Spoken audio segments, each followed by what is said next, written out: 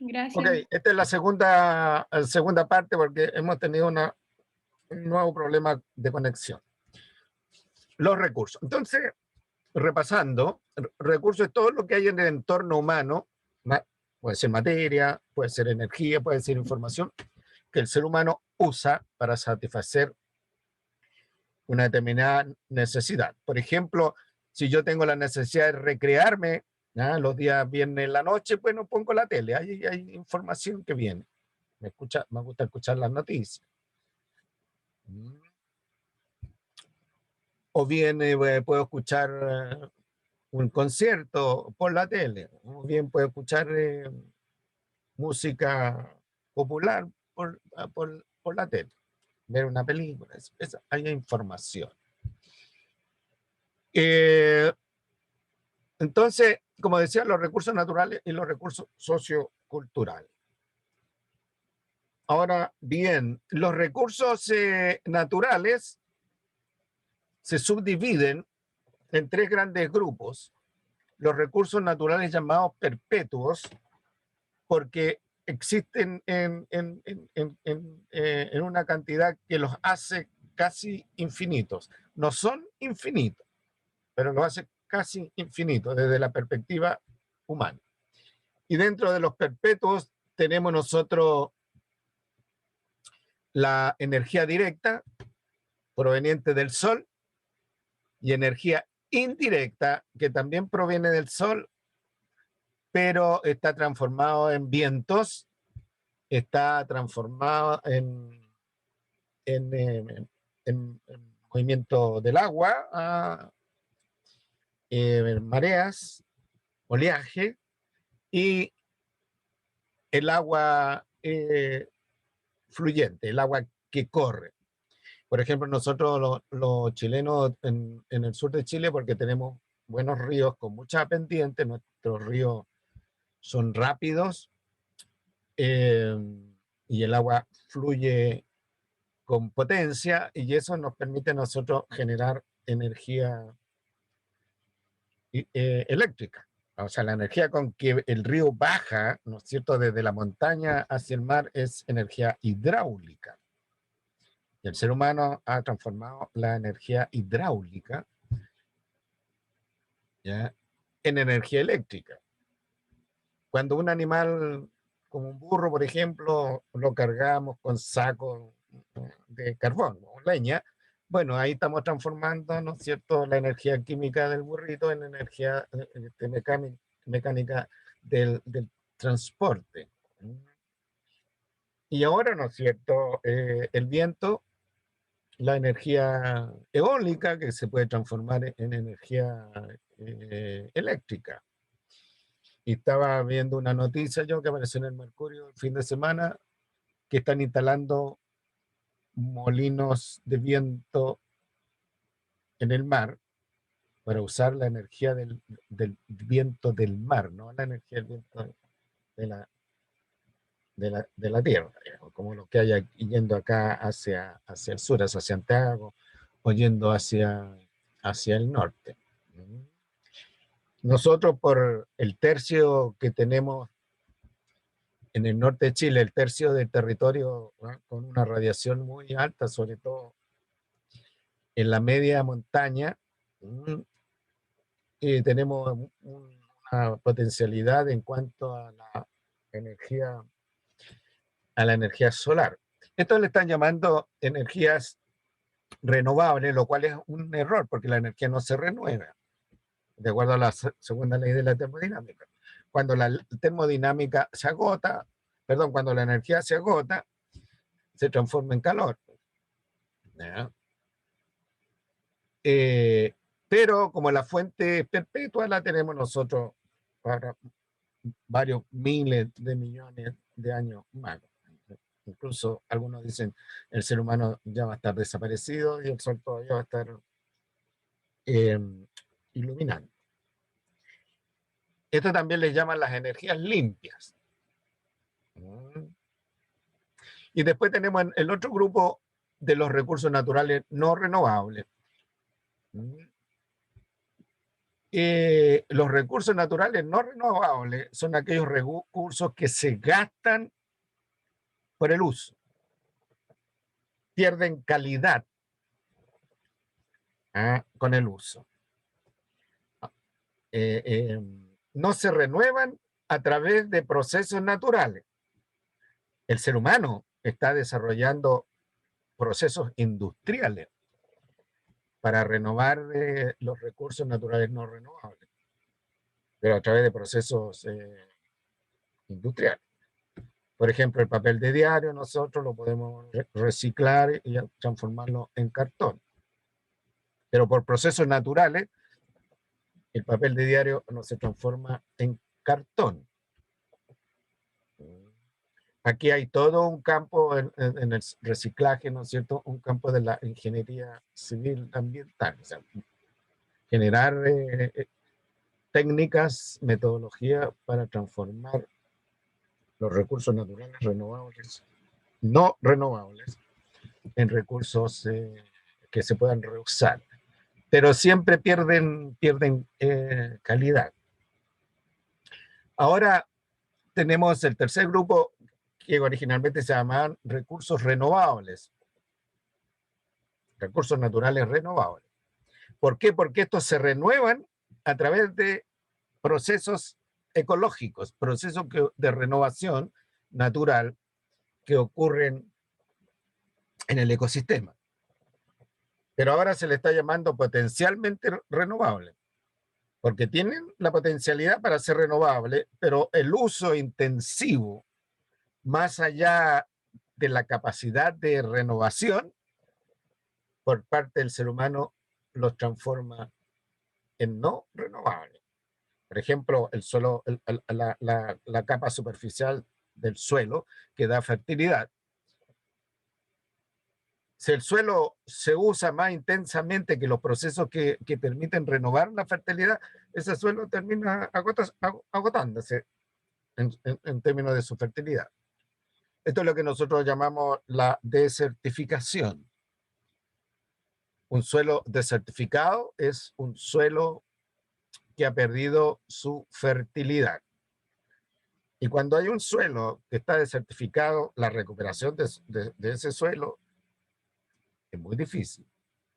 La recuperación de la fertilidad de ese suelo es muy difícil. También están desarrollando técnicas para recuperar el suelo. Esto se llaman técnicas de restauración, pero son caras. Ya demandan una gran inversión y además son a largo plazo. Dentro de los recursos potencialmente renovables tenemos el aire limpio, ahí dice aire fresco, el aire limpio sin contaminante, el agua limpia, lo cual significa sin contaminante, agua de calidad, el suelo fértil y las plantas y los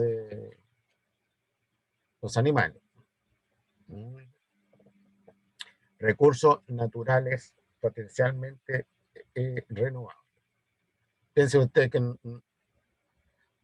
hace 30 o 40 años atrás nosotros aquí teníamos peces que eran bastante comunes en la dieta de los serenenses, en la dieta de los coquimanos. Ahora esos peces ya no están, como el machuelo, por ejemplo.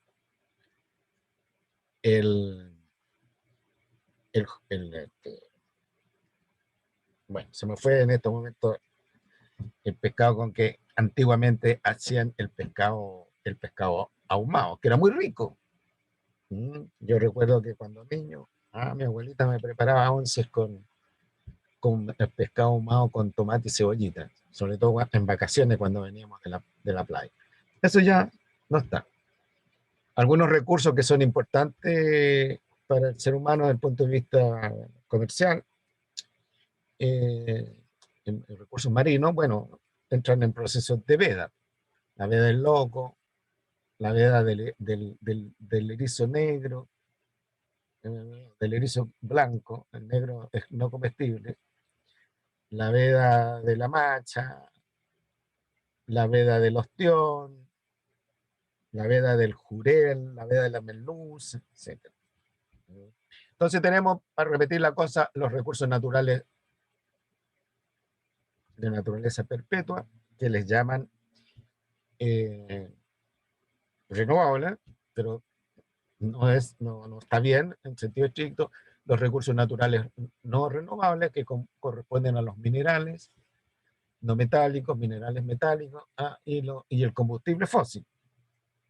A partir de la revolución industrial, Inglaterra, Alemania, Francia, esos países, bueno, desarrollaron estrategias para liberar la energía ligada al combustible fósil, pues, y de ahí se expandió, ¿no es cierto?, la industria.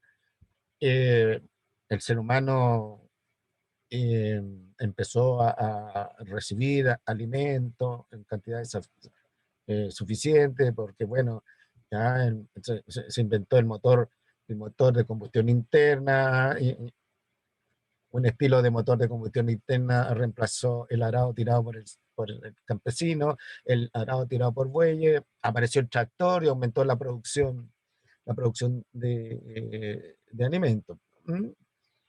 Ya, combustible fósil. Pero ya está claro, ¿no es cierto?, que el combustible fósil hay que reemplazarlo por otro tipo de combustible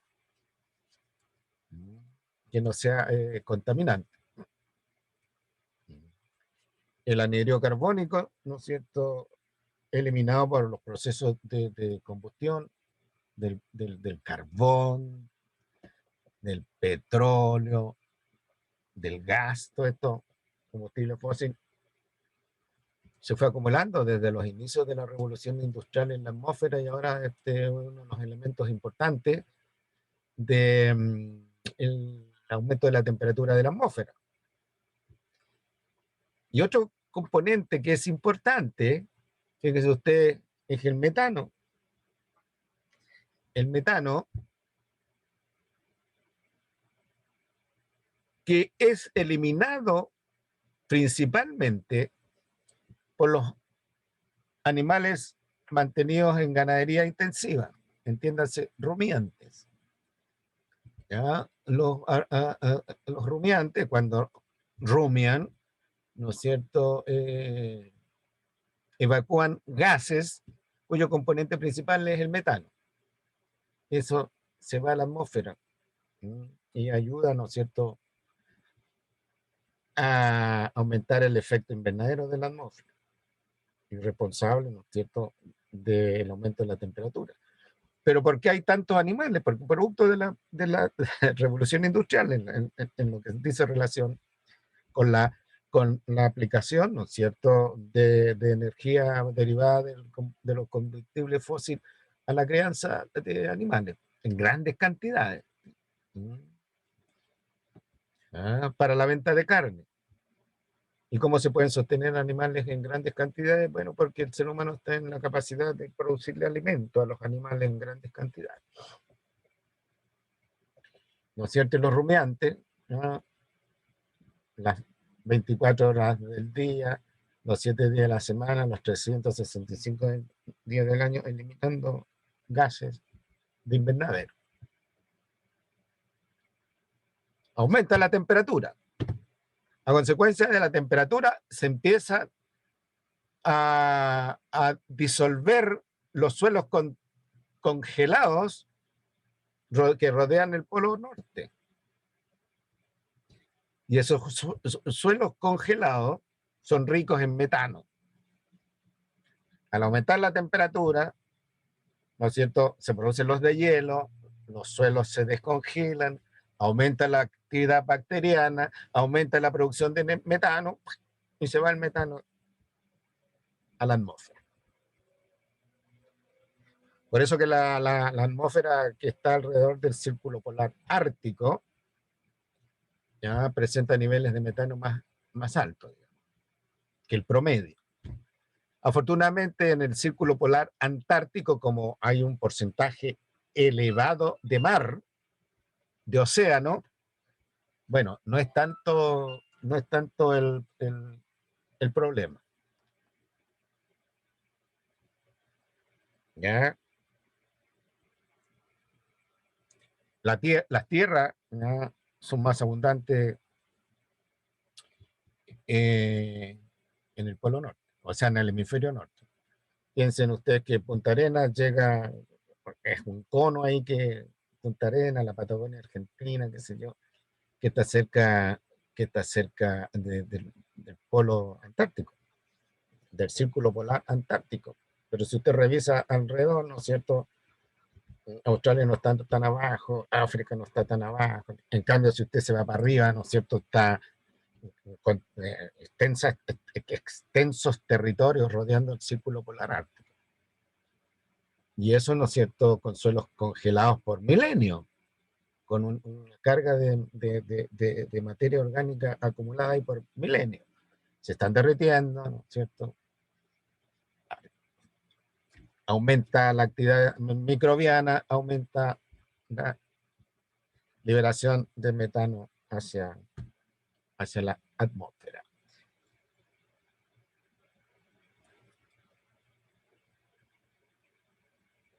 Después tenemos nosotros los recursos socioculturales. Los recursos socioculturales son más dispersos. ¿Ah?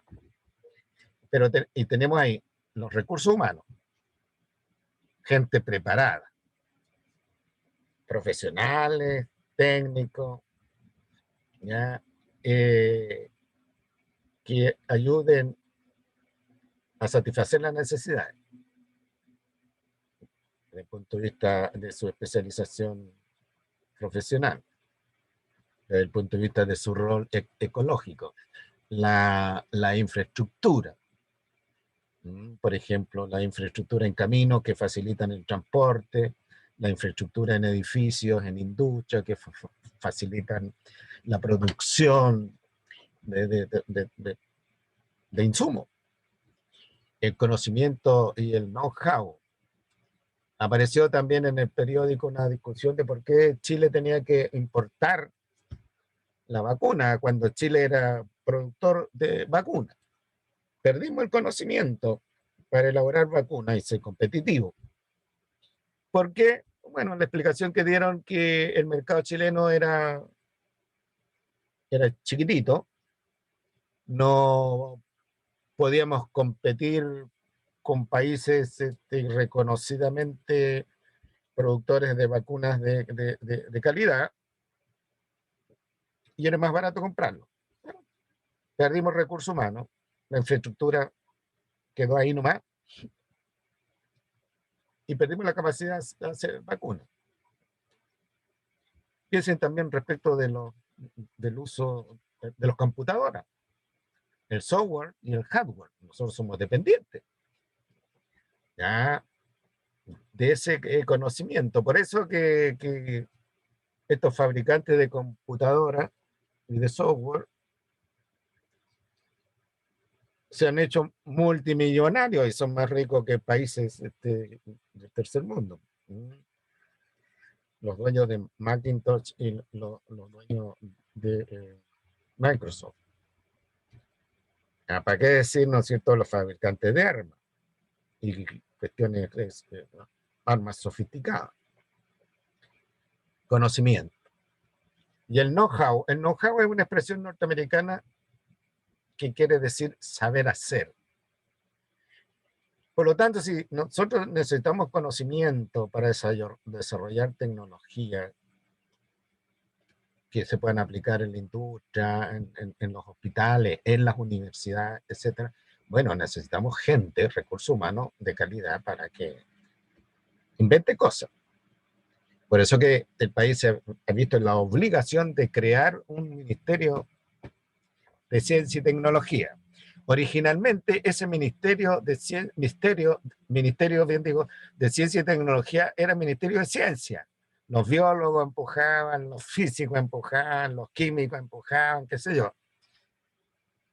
¿Ah? Pero no, dijeron, pero puede ser solo en ciencia, porque la ciencia que hacemos nosotros es muy académica, no se aterriza. Y para más remate se copia la ciencia de los gringos, de países más desarrollados, qué sé yo. Entonces pusieron Ministerio de Ciencia y Tecnología. Y después le agregaron Ministerio de Ciencia y Tecnología e Innovación. Innovación. Porque el país necesita, ¿no es cierto?, recursos humanos innovadores en ciencia y tecnología. pero ciencia y tecnología aplicables al desarrollo, a generar conocimiento, ¿ya? Y know-how aplicable al desarrollo de nosotros los chilenos. Ahora, si se puede vender eso, mejor todavía. Después tenemos las industrias. Por ejemplo, las industrias farmacéuticas. Nosotros tenemos que comprar muchos remedios afuera. ¿No? La industria farmacéutica, las agroindustrias, las industrias forestales, etc. Nosotros no somos un país muy industrializado. Tenemos nuestra industria, por ejemplo, asociado a ciertos productos que son nuestros, ponte tú, materias primas, que son nuestras, como el cobre, ya la industria salmonícola, la salmonicultura, la industria pesquera, ¿ya? Y así podemos competir bien. La agroindustria, podemos competir ¿ya? Con la producción de uva, la producción de palta, la producción de berries, qué sé yo, el vino, ¿ya? ¿Te fijas? Podemos competir con otros países. Las industrias que miran al país, ¿ya? Como consumidor interno, nosotros somos 18 millones de habitantes, no somos buenos consumidores de las industrias locales. Las industrias locales se tienen que ir a competir con industrias internacionales, empresas grandes. Pero para eso nosotros necesitamos recursos humanos, necesitamos lo que se llama infraestructura, conocimiento, industria. El dinero, como dicen por ahí, el dinero con plata baila el monito. ¿Ya? El dinero, el cash. Yo no sé cómo lo hizo el país, pero el país lo hizo bien.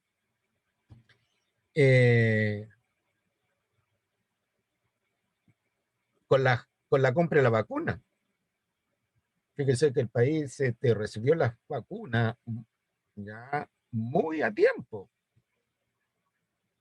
Se hizo un mercado negro de vacunas. Habían países, qué sé yo, que decían cuánto vale la vacuna.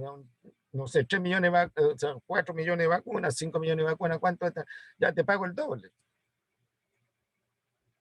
¿Ya? Y hay algunos países, ¿no es cierto?, que respetan la palabra, digamos. ¿Ya? Ahí hubo un juego diplomático sorprendente, ¿ah?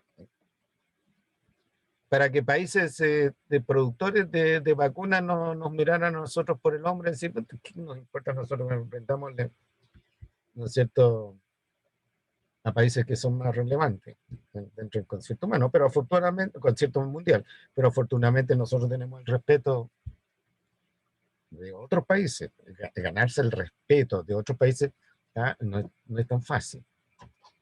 Y fíjese usted, a propósito del respeto, el recurso humano, en parte nosotros podemos tener el respeto por el Pablo Neruda, por la Gabriela Mistral. En parte podemos tener el respeto por el Alexis Sánchez, ¿ya? Por el rey Arturo. Fíjate. Los brasileños tienen el respeto por la selva amazónica, por Pelé y por las garotiñas que se pasean en bikini en las playas de Ipanema. Ya esas canciones. Esos son recursos humanos. En unos momentos nosotros fuimos respetados por el Chino Río. De ahí la importancia de que haya gente que sobresalga y que sea mirado desde afuera del país. Y ahí tenemos los poetas, los artistas, los investigadores en ciencia y tecnología, los inventores, ¿ya? Y los profesores, pues bueno, el profesor, hay premios para los profesores del mundo, digamos, ¿no? Profesores sobresalientes en términos de la enseñanza del mundo. Afortunadamente, como digo, no, no, hay que, no, o sea, no respetan, pero el respeto hay que ganárselo. Y después tenemos los servicios dentro de los recursos socioculturales, los servicios. Entendiendo por servicio, ¿no es cierto?, la labor que hace alguien en favor de otro sujeto. Usted está enfermo, consulta a un médico. El médico le provee servicios profesionales en relación a la salud. Le diagnostica su enfermedad, ¿no es cierto?, le receta remedio. Usted confía en el médico, un recurso humano. Se enfermó más, el médico le dice se tiene que hospitalizar inmediatamente, caballero. Le va al hospital. ¿Ya? Y ahí tenemos los servicios un poquito más complicados, ¿no es cierto?, con el equipamiento que eso significa. Le detectan COVID, le tiene que ir al hospital.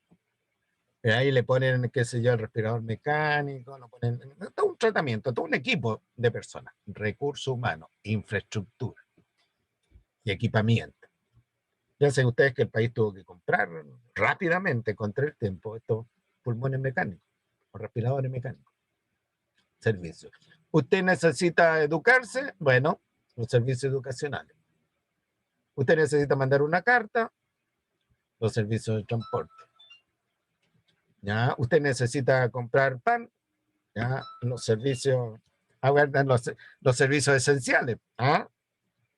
El pan, ¿no es cierto?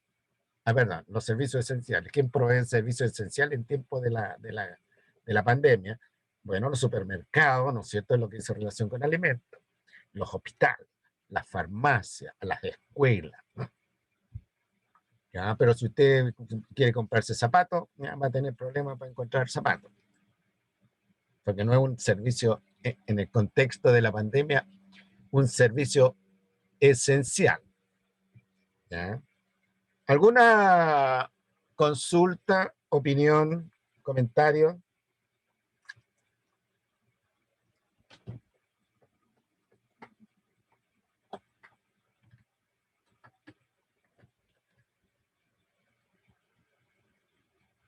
La huella ecológica.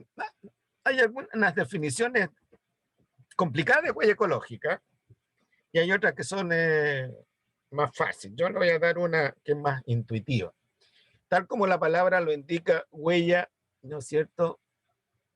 La huella ecológica es la marca que usted pone sobre el ecosistema cuando satisface sus necesidades axiológicas o existenciales.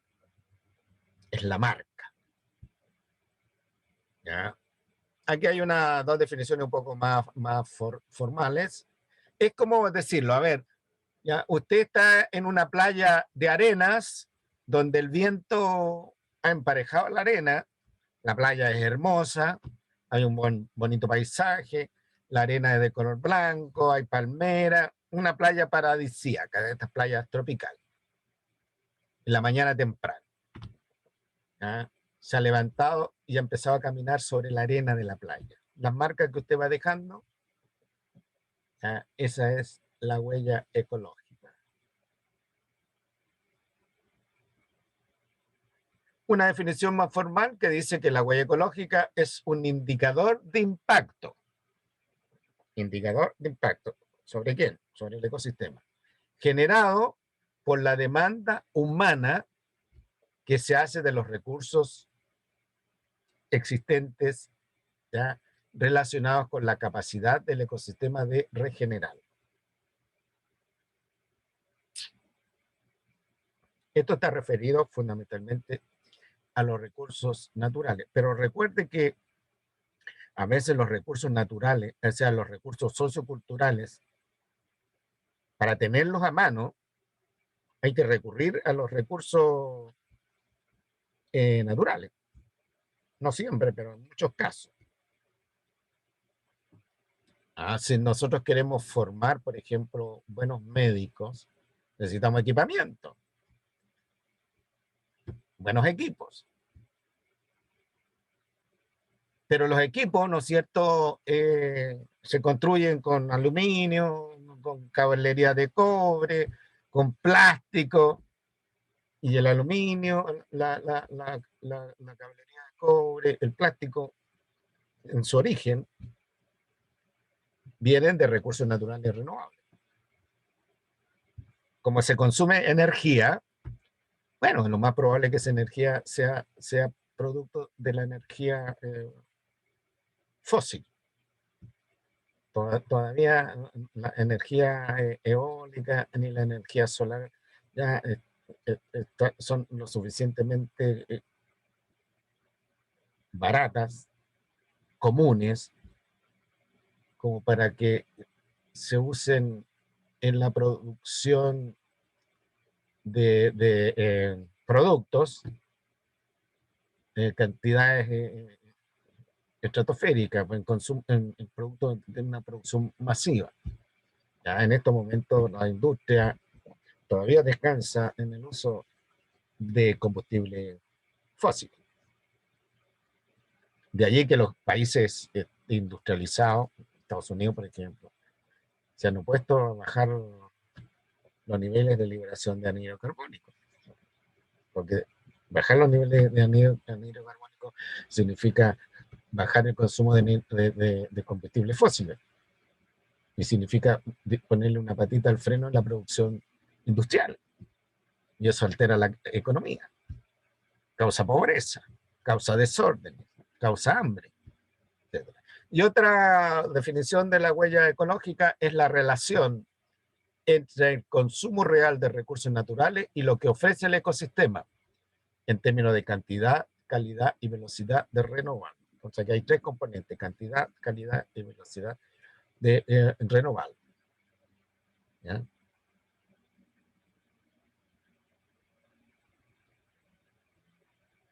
Aquí hay tres tipos de huella ecológica: la huella ecológica directa, ¿ya?, la huella ecológica indirecta y la huella ecológica colectiva. La huella ecológica colectiva es la huella que hace un conjunto de personas, la población humana, por ejemplo, la población estadounidense, la población rusa, la población inglesa.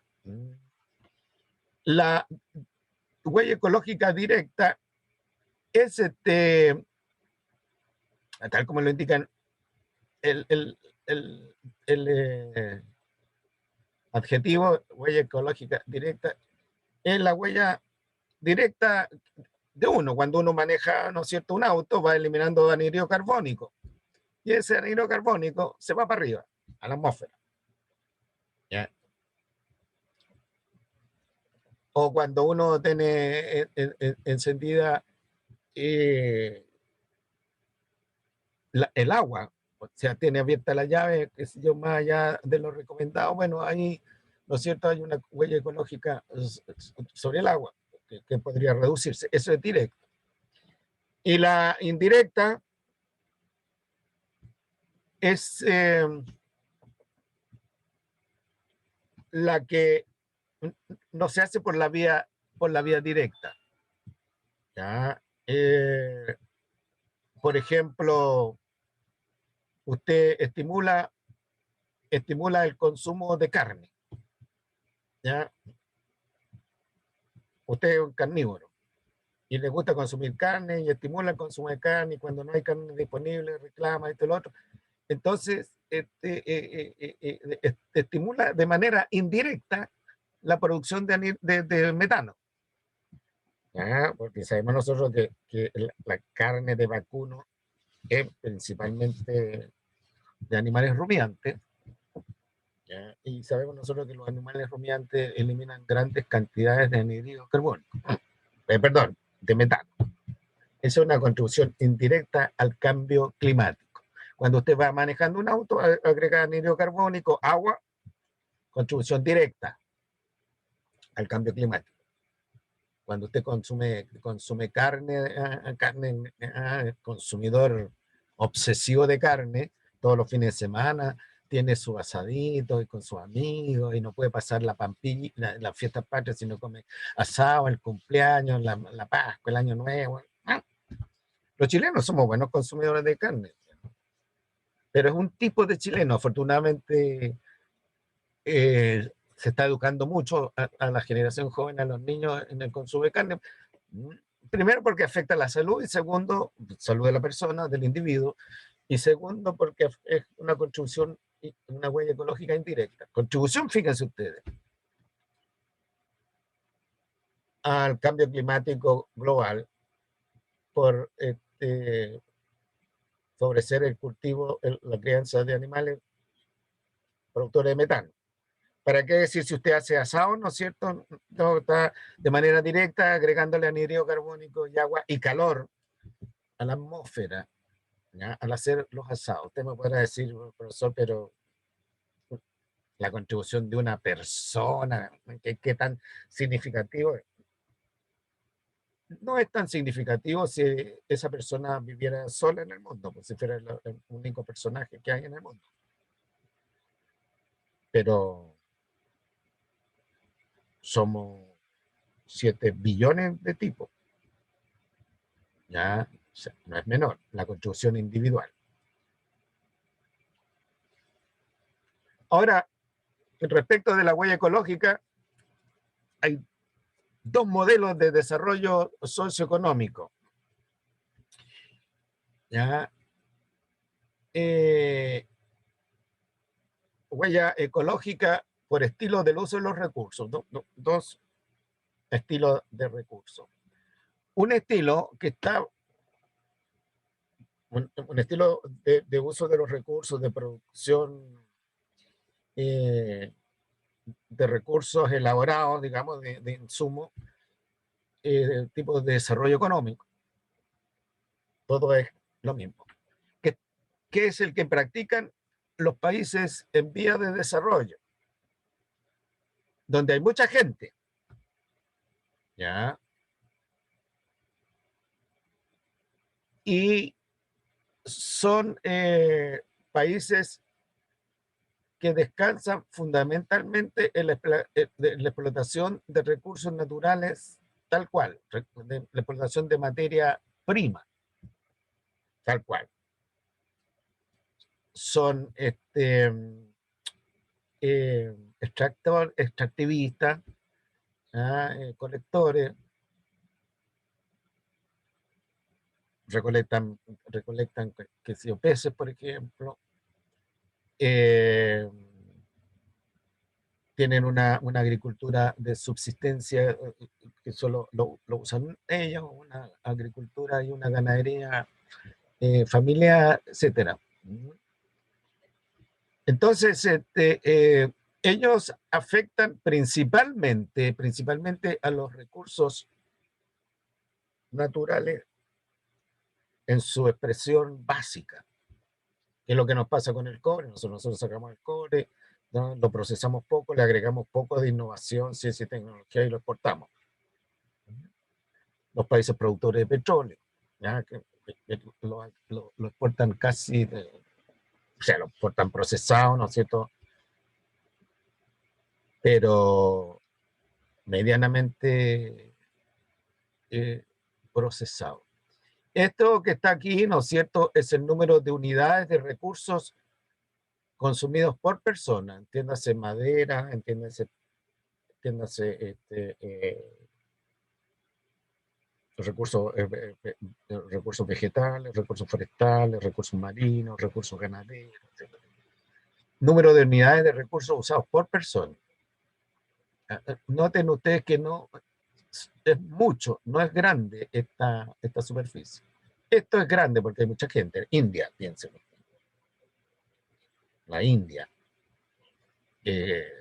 China, a pesar que China se ha ido industrializando rápidamente. Y aquí tenemos nosotros el impacto ambiental por cada recurso usado. Impacto ambiental por cada recurso usado. Bueno, por supuesto que aquí hay producción de anhídrido carbónico, contaminante, pero también hay degradación del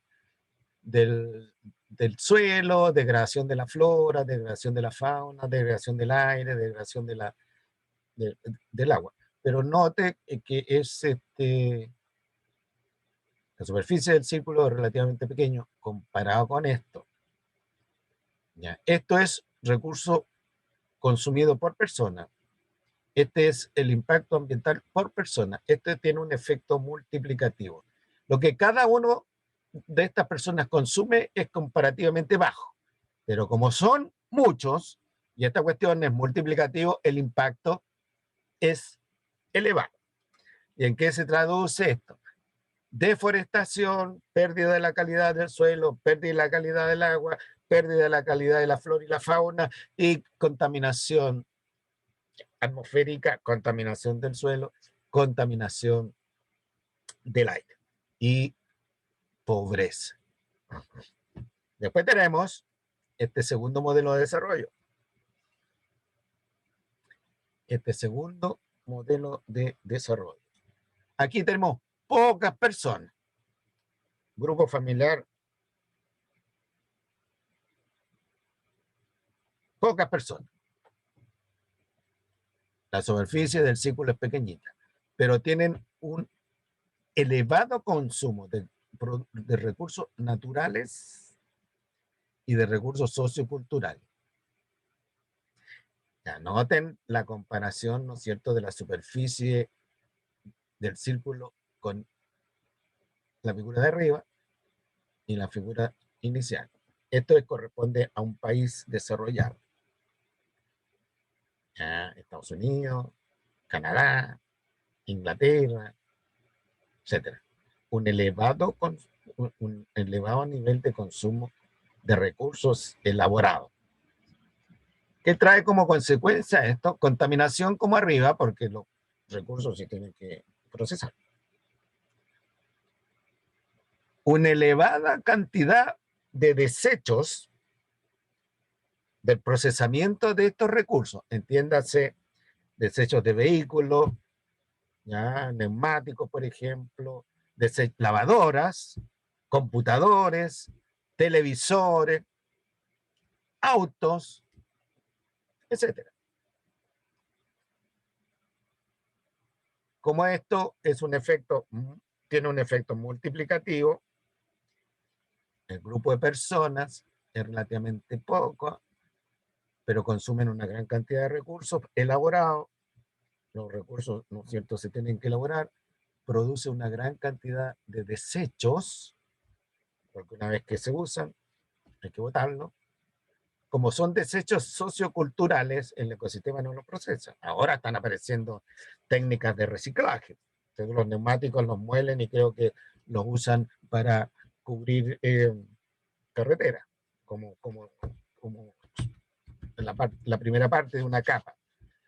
Los restos sanitarios, ¿ah? de lavamanos, ¿ah? Tazas para defecar, los bidets para orinar, no, los bidets no sirven para orinar, ¿no? La otra cuestión es los urinarios, los baños de tina, qué sé yo, todo eso ahora lo están moliendo y lo están usando para rellenar la primera capa en los caminos. Pero eso implica energía, implica contaminación, etc. Y además implica creatividad de las personas, recursos humanos especializados, metodología especializada. Bueno, ¿y cuál es el impacto? Contaminación del aire, contaminación del agua, contaminación del suelo, porque se tienen que procesar los productos que se consumen. Ciertamente hay deforestación, pierde la calidad de la vegetación y de la flora, y además hay una gran cantidad de desechos industriales procesados. Piensen ustedes, por ejemplo, ahora en las mascarillas. Las mascarillas están apareciendo por todos lados. Piensen en los desechos de los hospitales. ¿Ya? ¿Para qué decir de los desechos plásticos que están apareciendo por todos lados también? Entonces aquí tenemos ya dos líneas de abordar el desarrollo. Ahora, Esta línea de desarrollo se parece mucho al modelo neoliberal, que es el que ha provocado, ha sido una de las causas de, del movimiento de la gente en octubre del 2019. Esta línea es muy básica, es una línea que está asociada con países pobres, por países que no procesan sus recursos naturales y fundamentalmente los degradan. ¿Ya? Pero aquí tenemos países altamente industrializados y además siguiendo el modelo neoliberal de desarrollo.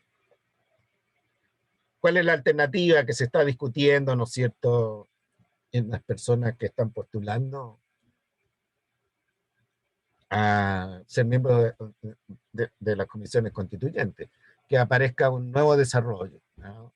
Un nuevo modelo de desarrollo socioeconómico. Y ahí ellos le están llamando desarrollo sustentable.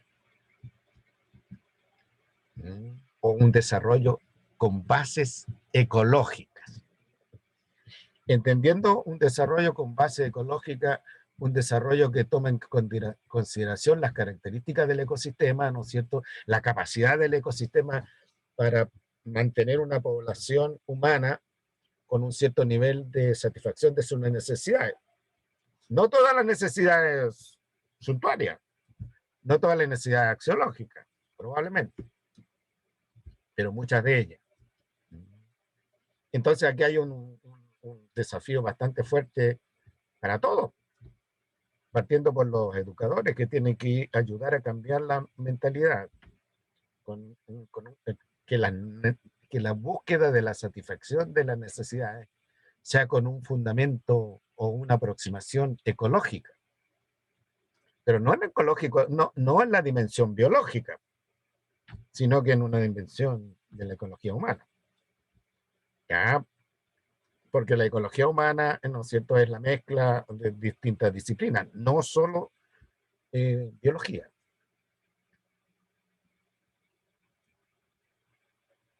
Países según su huella ecológica. Países de alta demanda son aquellos que tienen una huella ecológica entre 8 y 10, demanda media entre 4 y 7, demanda baja. Nosotros estamos en una huella ecológica entre media y baja, tendiendo hacia la media demanda. Ahí tienen un mapita que aparece la huella ecológica. La huella ecológica también se mide en hectáreas globales por persona. Hectáreas globales por persona. La hectárea global es la porción de terreno medida como hectárea que es capaz de mantener a una persona de forma sustentable, sin que se deteriore el ecosistema. El promedio mundial es 1.63. Ese es el promedio mundial.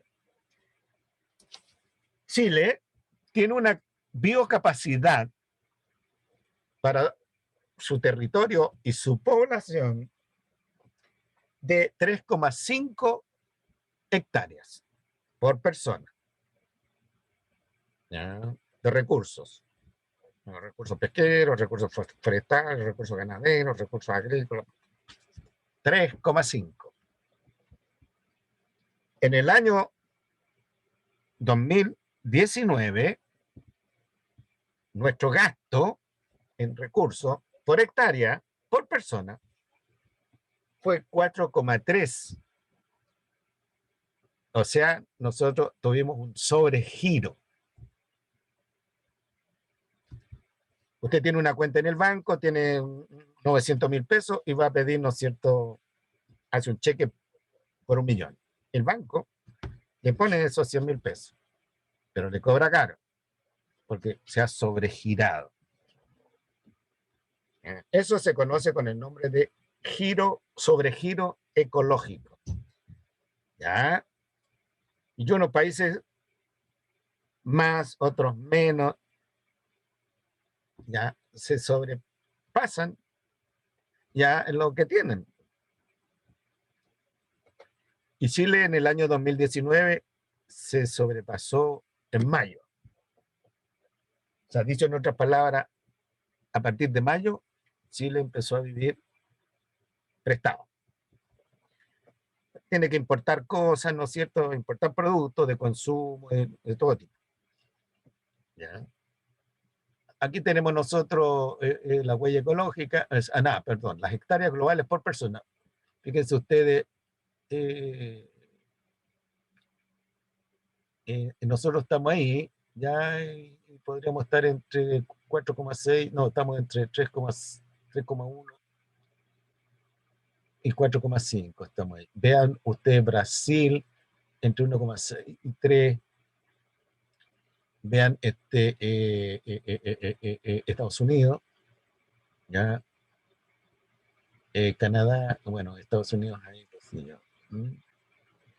Entonces, desde el punto de vista de los territorios de los países, las hectáreas globales por persona, lo que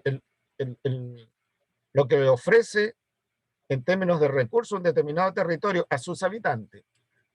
Vea usted que va de 0,1 a 1,5, de 1,6 a 3, de 3,1 a 4,5, 9,1 a 9,5. Estos son los más, los que tienen una mayor capacidad para producir, 7,6 a 9. Australia, por ejemplo, 6,1, 7,5. No, este es Australia, este es Canadá, Australia, esto podría ser Estados Unidos, ya, perdón, esto podría ser Canadá, esto es Estados Unidos. ¿Aló? ¿Se Entonces, escucha? ¿ah? ¿Aló? Sí, Andrés Godoy hablando. ¿Me escucha? Dime. Tengo una pregunta con respecto a las hectáreas globales por persona. O sea, conozco la implicancia que tiene, pero no sé exactamente qué significa o cómo llegaron al resultado. Mira, son estimaciones relativamente complejas, ¿ya? Y quien se encarga de todos los cálculos y todas estas cuestiones es lo que te estoy apuntando ahí, Global Footprint Network. Ahora, ya, en simple, si nosotros tenemos una, una familia, ya como hay en el Valle del Elqui, en el Valle del Limarí, en el Valle de Choapa, que viven hacia el interior, qué sé yo, que tienen su chacra, ¿ya? Y esa gente vive de lo que le produce la chacra, lo que se llama agricultura de subsistencia, tiene algunos animales, qué sé yo. Si esas personas, ¿ya? Y eso es una hectárea, perdón, eso es una superficie que se puede medir en hectáreas, kilómetros cuadrados, pero para estos efectos se usa la hectárea, ¿ya? Si esa persona con esa chacrita puede subsistir, ¿ya? Ni pobres ni ricos, puede subsistir en ambiente, puede subsistir eh, de manera amigable con el ambiente. No agota el agua, no agota el suelo. Los alimentos que consume, que obtiene de la chacra, de los frutales que tiene ahí, le alcanzan, qué sé yo, esto y lo otro. ¿Ya? Entonces, eso es la capacidad que tiene la chacrita para proveer, ¿no es cierto?, recursos para que ellos puedan subsistir sin grandes problemas, sin caer en la pobreza. ¿Entiendes? ¿Ya?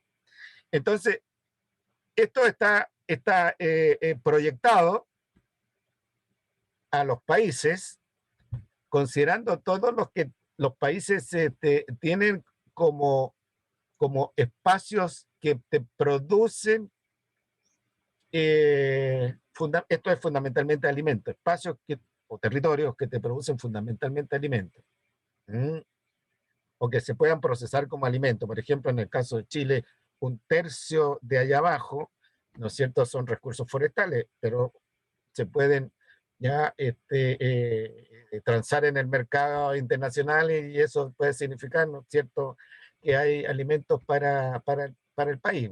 Llámale trigo, llámale arroz, llámale azúcar, qué sé yo. Ya, en el norte tenemos cobre, ¿verdad? U otro tipo de minerales, y eso se pueden servir también para transar.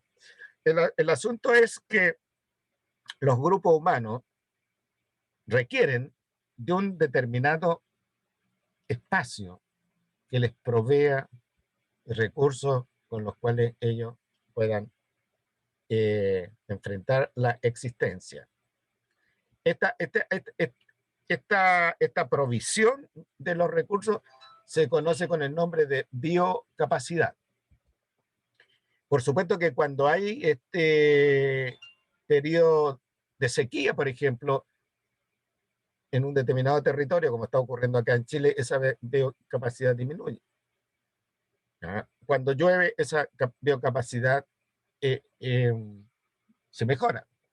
Pero hay promedios, por mucho que hay promedios dentro de los cuales se mueve el sistema en términos de producción de recursos, que va a permitir que un grupo humano, en este caso los chilenos, que viven en el territorio chileno, recuerda que nosotros tenemos territorio continental, territorio oceánico, territorio costero, territorio isleño, etc. Entonces, todo eso, todo este conjunto de interacciones, por supuesto que no son cálculos simples, son cálculos complejos.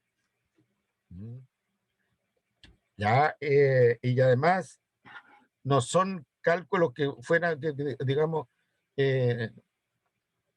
precisos, precisos al milímetro. El punto es que a nivel mundial, ya, la biocapacidad global por persona, les dije, de 1,3, la biocapacidad, 1,3 hectáreas. ¿Por qué? Porque hay países, ¿no es cierto?, que su biocapacidad es muy baja, países desérticos, por ejemplo. El norte de Chile, la biocapacidad en términos de productos agrícolas, ganaderos, qué sé yo, baja comparado con el centro de Chile o con el sur de Chile, ¿no? ¿Ya? Aquí tengo una cifra que no sé si la ven bien.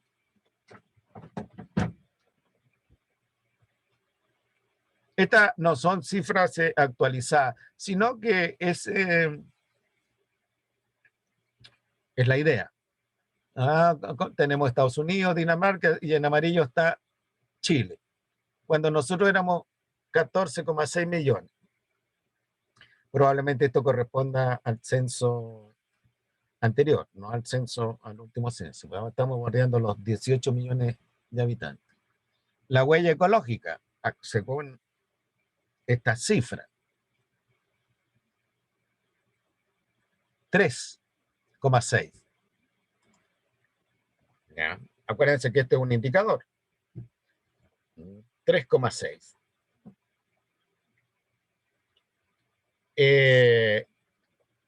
¿Cuál es la capacidad de carga, según quien hizo los cálculos, de Chile en términos de hectárea? 2. Por lo tanto, tenemos un déficit ecológico de 1,6. Fíjense ustedes acá, países como Estados Unidos, un déficit ecológico de 4,7. perdón, 7, 4,7, 3,3. Este tiene un déficit ecológico de menos 0,5. Eso significa que tiene un superávit. Todos los negativos tienen un superávit. Australia. Canadá, 2,3. Finlandia, 1,3.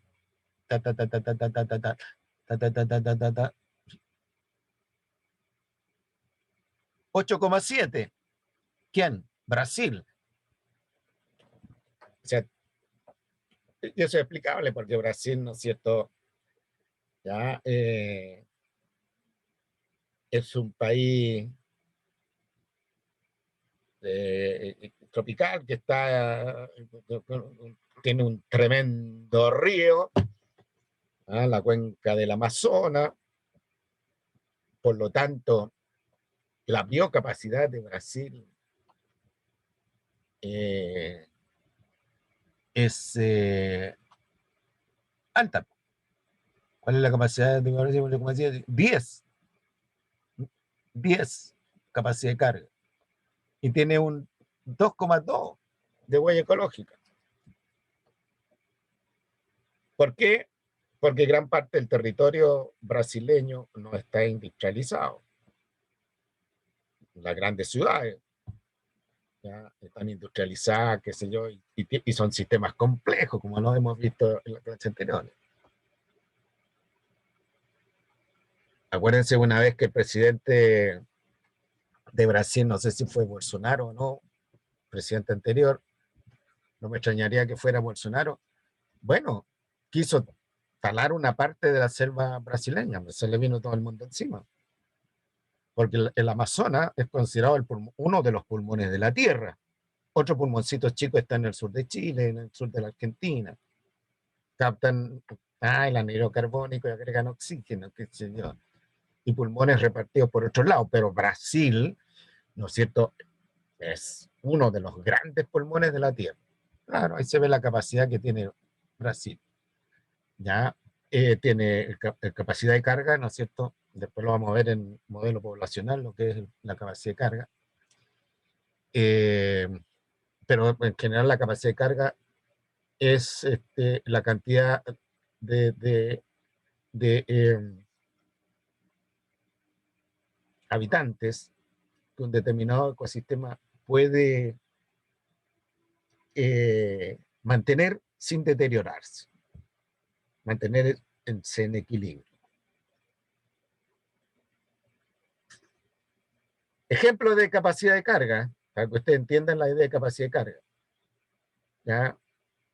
Usted va a comprar el supermercado y le dicen máximo, el supermercado grande, 200 personas. Usted tiene que esperar que salga una de esas personas para entrar. Farmacia, máximo 5 personas. Yo fui a un laboratorio hoy día, qué sé yo, máximo 2 personas. Una capacidad de carga. ¿Ya? El santuario, la isla de los pájaros, durante el verano, capacidad de carga. No pueden, la isla de los, ¿cómo se llama? De Humboldt, la isla de los Choros, en verano. En verano llegan 5.000, 7.000, o sea, a ver, los Choros, la isla de los pájaros, en verano se juntan alrededor de 7.000 personas, 5.000 personas.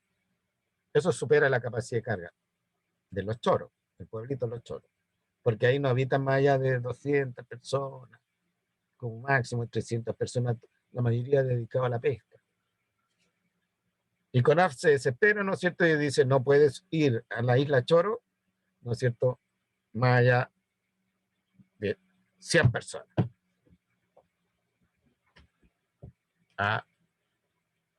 Y por lo tanto van a estar una semana y se terminó esa semana y esa gente tiene que salir para que entre otras personas. Eso es capacidad de carga de un sistema.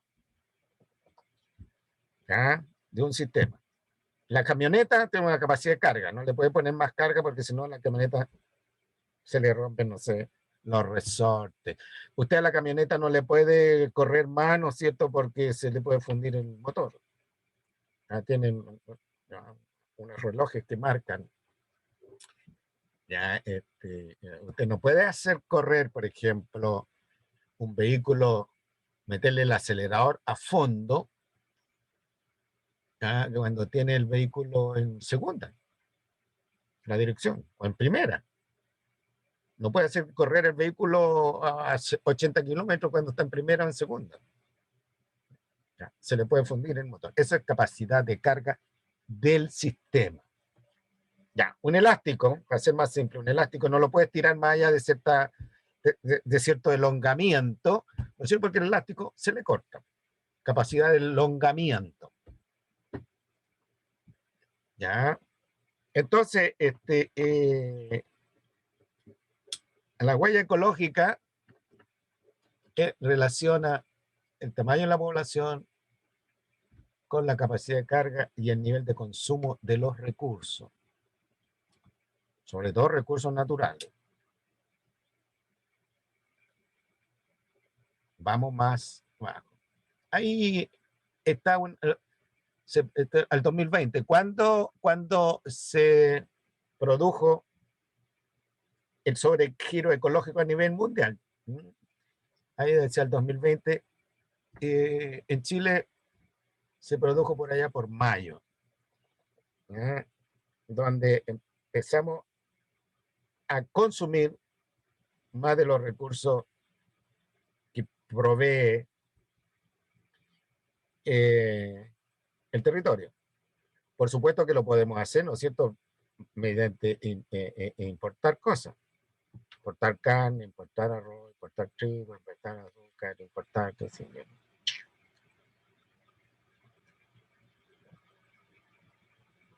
¿Qué es lo que es el sobregiro ecológico? La diferencia entre el área disponible y el área consumida. Entre el área disponible y el área consumida.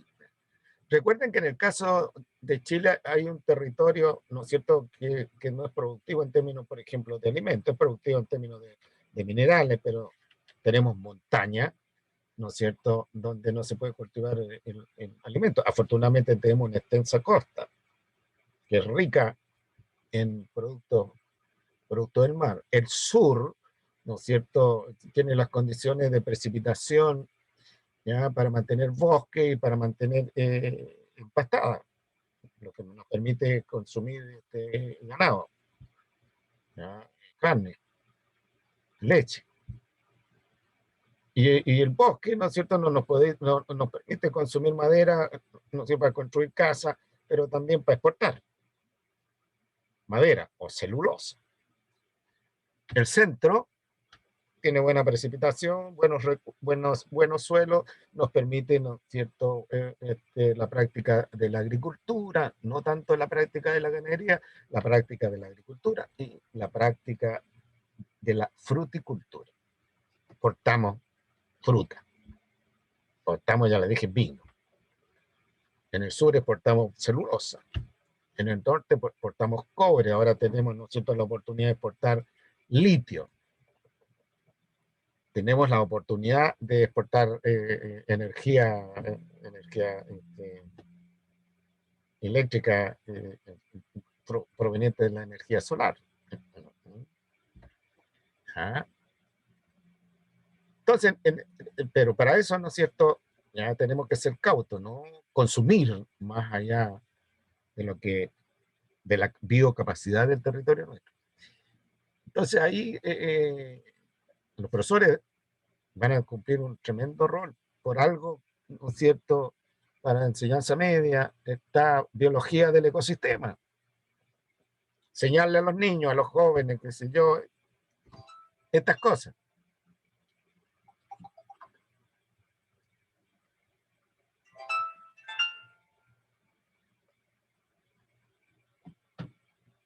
¿Alguna consulta, comentario? Chile, su sobregiro ecológico. Este lunes 18 de mayo hasta el 2020, Chile se convierte en el primer país latinoamericano en entrar en sobregiro ecológico durante 2020, según los datos de la Red Global de la Huella Ecológica. Ustedes se pueden, qué sé yo, meter ahí y averiguar algunas cosas que no le han quedado claras. Según los informes de la biocapacidad de Chile es de 3,5 hectáreas globales por persona y su huella ecológica es 4,3 hectáreas globales por persona. Esto es al año pasado, 2020, lo que arroja un déficit de 0,8 hectáreas globales por persona. En los años siguientes, perdón, en los años más recientes, hacia atrás, el Día del Sobregiro Ecológico de Chile se ha movido de la siguiente forma. Fíjense ustedes, 24 de mayo, 2017, 2 de junio, 2018, 19 de mayo, 2019 y 18 de mayo del 2020. Como que la tendencia es a que el sobregiro se vaya adelantando. Otro ejemplo, ¿ya? Bueno, que le pasa a una de mis hijas. Recibe un sueldo, ¿no es cierto? ¿Ya? Y ese sueldo originalmente le alcanzaba para cubrir los 30 días del mes. Pero con la pandemia, ese sueldo le alcanzaba a cumplir 3 semanas del mes. Y ahora va en la tercera semana. Perdón, en la segunda semana. ¿Por qué? Porque su pareja, ¿no es cierto?, tiene pega, no tiene pega, tiene pega, no tiene pega. Entonces entran a sobregirarse. Como digo, sin problema, las 4 semanas. Primer problema, 3 semanas. Y ahora estamos ahí, qué sé yo, con 2 semanas y media, lo otro. El sobregiro. Entonces tienen que entrar a pedir plata prestada, ¿no? A los amigos, al papá, a la mamá, a familiares, qué sé yo.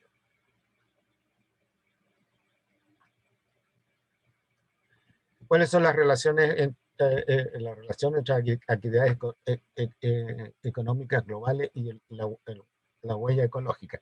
Las que producen mayor huella ecológica. El uso de combustibles fósiles a nivel global. El uso de combustibles fósiles. La agricultura intensiva y extensiva. ¿Qué significa intensiva? Que extensiva es más fácil. Grandes extensiones de terreno cultivadas con trigo, por ejemplo. Cultivadas por cebada. Cultivadas con maíz. Intensiva, que la rotación de esos cultivos es intensa. Se cosecharon y viene el otro cultivo. Se cosecharon eso y viene otro. Imagínense el consumo de agua, el consumo de fertilizante, el pobre suelo. ¿Ya?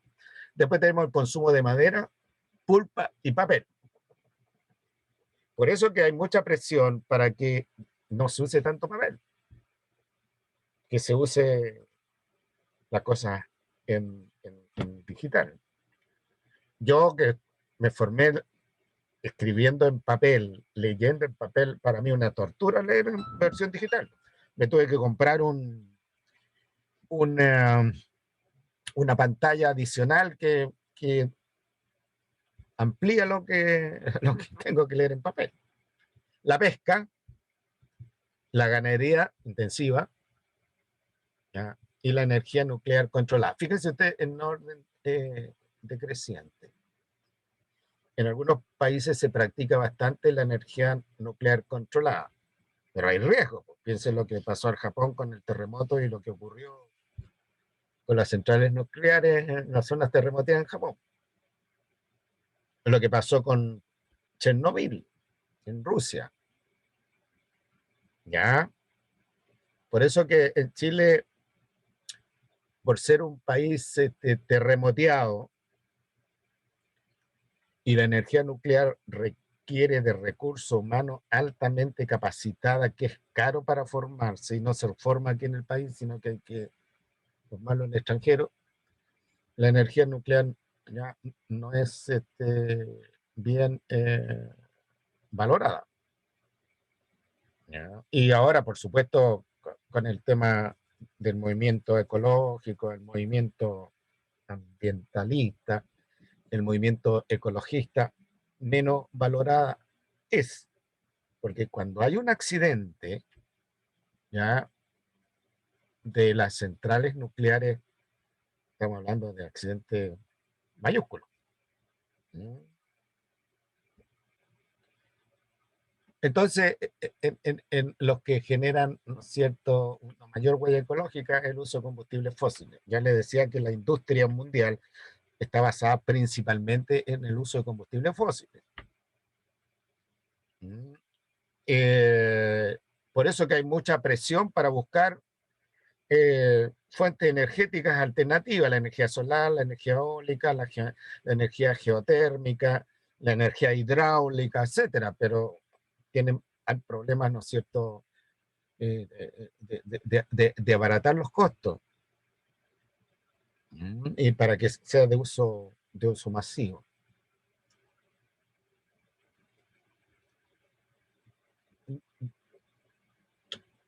Miren, el consumo y la huella ecológica.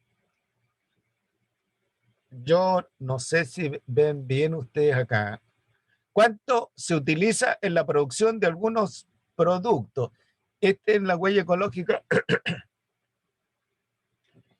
A ver, ¿dónde se aumenta esta cuestión?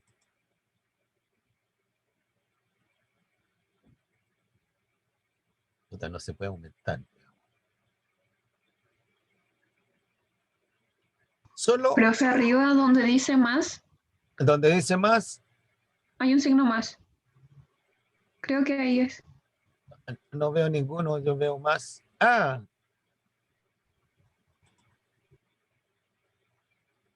no, no hay que ver. No, no, arriba donde dice el consumo, hay un más. Espérate un poquito. Arribita del título. Vamos a correr esto. Ahí está. Gracias, gracias. Solo para un ejemplo. No más. Miren, para elaborar, te huella el agua, hay huella de carbón. Para elaborar una copita de vino tinto, ¿sabe usted cuántos litros se requieren? Está ahí, 120 litros. 120 litros. Para elaborar un par de zapatos de cuero se requieren 16.000 litros. Para elaborar una taza de café, ojalá la pueda bajar esta cuestión, porque ahí está. 140 litros. 140 litros. Calcule usted cuántos litros de agua usa usted para cepillarse los dientes. ¿Cuántos litros de agua usa usted para lavarse las manos? ¿Cuántos litros de agua usa usted para ducharse, para lavarse el pelo? O sea, la cantidad de litros de agua, por eso que estamos en crisis con el agua. ¿Ya? ¿Dónde hay otro impresionante? Naranja. Para producir una naranja, 50 litros. El pancito.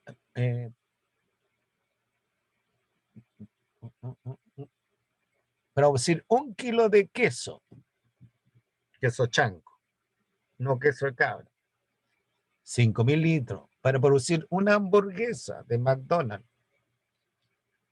2.400 litros de agua. Entonces, los productos elaborados, ¿no?, como los que le he mostrado yo, consumen una gran cantidad de agua, de tal manera que la elaboración de estos productos generan una huella ecológica impresionante. Pero usted Piense nomás en las actividades rutinarias suyas. Lavarse los dientes. ¿Cuánto de agüita consume una lavada de dientes?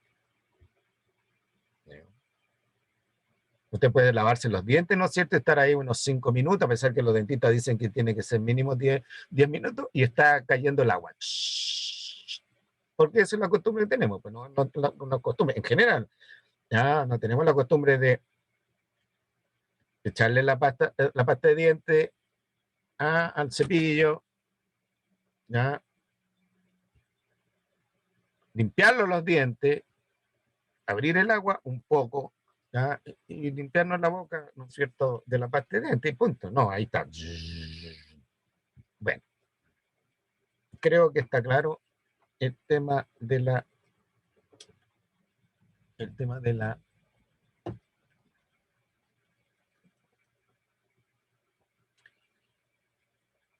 estas son las referencias que usé yo para preparar la clase. Estamos que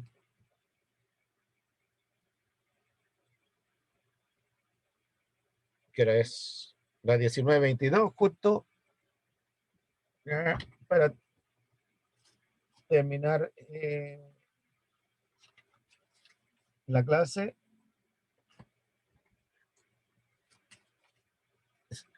¿Hay algún comentario, chiquillas y chiquillos? ¿Pregunta? ¿Opinión?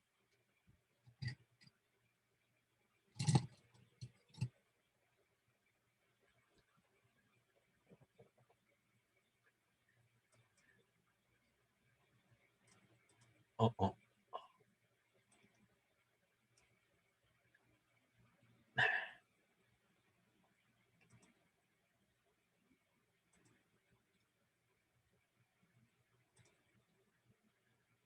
Bueno, no habiendo ninguna consulta, vamos a darle el paso a alguien. Antes de eso,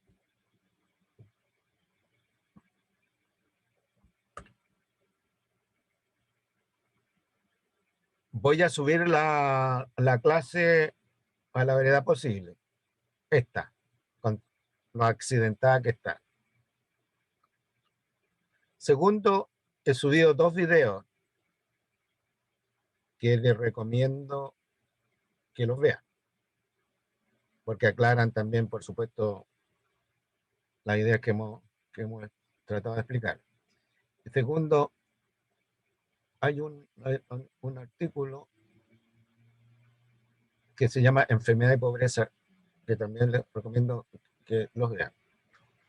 Todo esto están contemplados en la guía de autoestudio para la primera prueba. Pero como dije, antes de que se enfrenten a la prueba, quiero estar seguro que han trabajado la guía y que tienen dudas al respecto. Bien. ¿Quién quería hablar respecto del tema? Yo, profesor, ¿Quién es yo? pero Marcos Castro. ¿Ya? Pero quería consultarle si es que recibió mi correo. ¿Cuándo lo mandaste? Hoy día le mandé uno y me parece que el sábado de la semana pasada.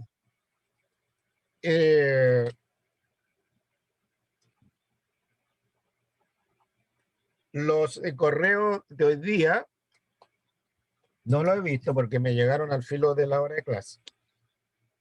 Los correos de la semana pasada, sí, ya los tengo registrados. Ah, ya. Si lo mandaste la semana pasada, te tengo registrado con el tema. Si lo mandaste ahora, ya no te tengo registrado. No, o sea, se lo había mandado la semana pasada, pero se lo reenvié hoy día porque es como no tuvo respuesta del correo, entonces quería consultarle si es que lo vio. Eso solamente quería como para asegurarme. Ya, no, si lo mandaste hoy día, no, no lo he revisado. Si lo mandaste, como te Ya. digo, la semana pasada sí lo revisé. Ahora, en general, yo a todos les puse OK, queriendo decir que está registrado, pero no sé qué pasó con tu caso. Lo voy a ver tan pronto terminemos nosotros. Una chiquilla también me mandó un correo hoy día. ¿Está por aquí, por ahí o no?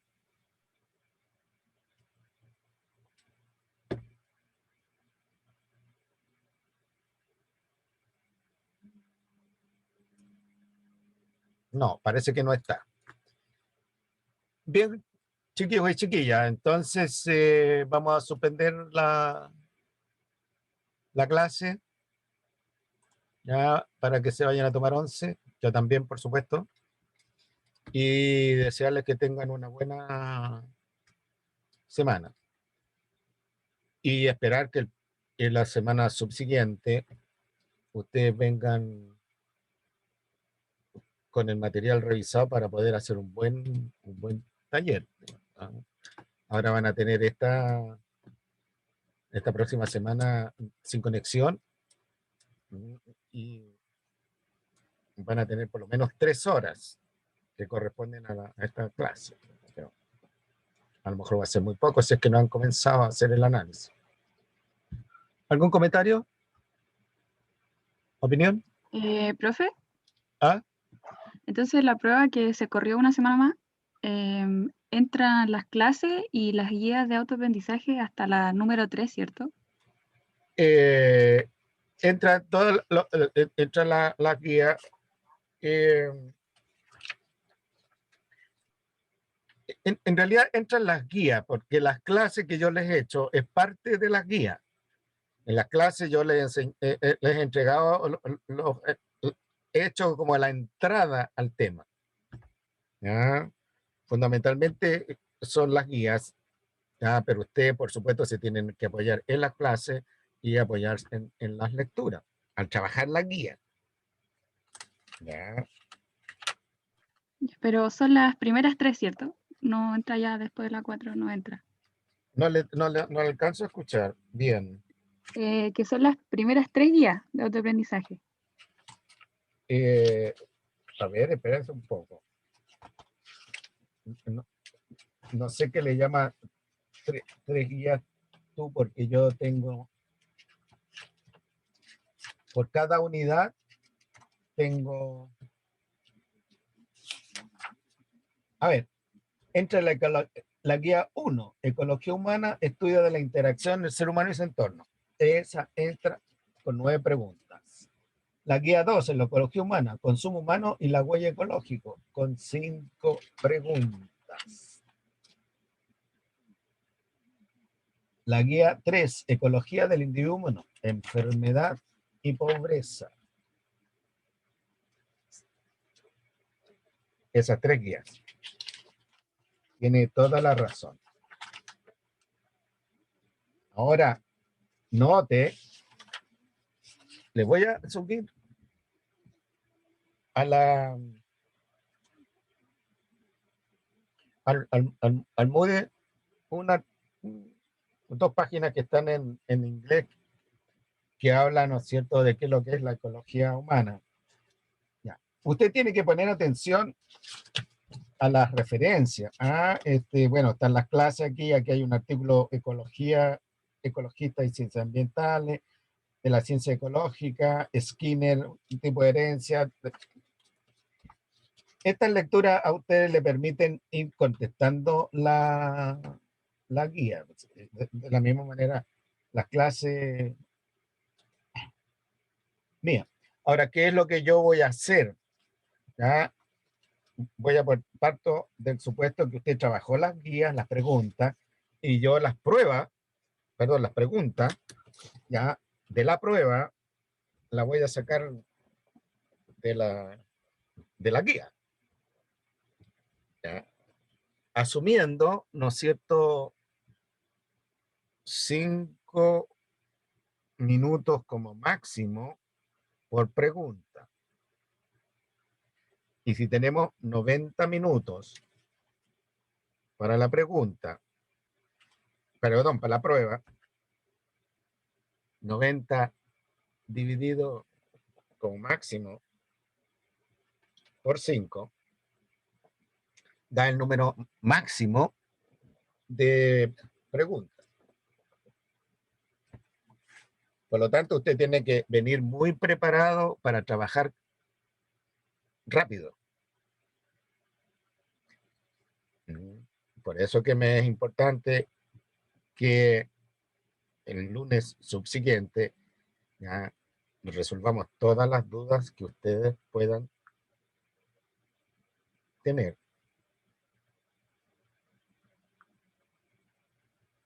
Yo no tengo problema de decirle, mire,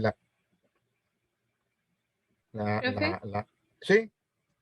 Disculpe, no sé si lo habrá dicho, pero va a dar todo el horario de la clase No, para hacer la prueba. no la escucho bien, hija. ¿Ahora sí? Ahora sí. Ya, le preguntaba, no sé si lo habrá dicho, pero ¿va a dar todo el horario de la clase para dar la prueba? No, pues, 90 ¿Cuánto va a minutos, o sea, dar? 2 horas de clase. Ya, ok. Ya, 2 horas de clase, porque 3 horas de clase en una prueba se me mueren. 2 horas de clase. Ya, vía Moodle. En módulo tarea. ¿Ya? Por lo tanto, una forma que tengo yo para regular y que la evaluación refleje un poco su dedicación al curso, su rendimiento,